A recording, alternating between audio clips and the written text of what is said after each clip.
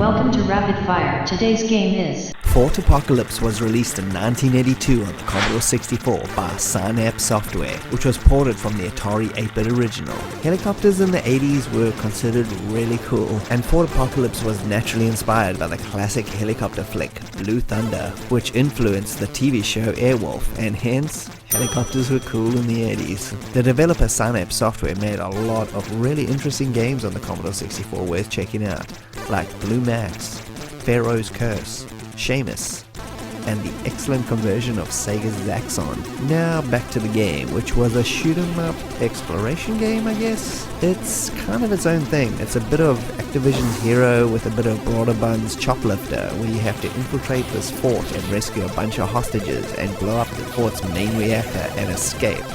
Yeah, it sounds simple, but yeah, it's not. Although the game is made up of essentially two massive sections, it requires meticulous skill in flying to make it all the way to the end. Not only are you dealing with tanks, other helicopters, but all manner of traps that's trying to blow you up, and your fuel tank, which is dwindling away as well. Fortunately, there are landing pads throughout the game which act like checkpoints, which eliminate a bit of mindless backtracking, as well as this extremely useful radar system at the top of the screen where you can see incoming enemies and all the terrain ahead. It was pretty innovative for the time, and reminds me a lot of the one in Defender. Gameplay wise, it controls really well with tight controls that work perfectly. The graphics are simple, as most of them were in the C64 early days, but are still pretty good, and there's no music, just sound effects. And there again, they're simple but complement the action perfectly. There's also a multitude of difficulty settings, so do not be discouraged. It is tough, but with practice, this game is a joy to play. And as you get further and further down into the base, you really get this awesome sense of exploration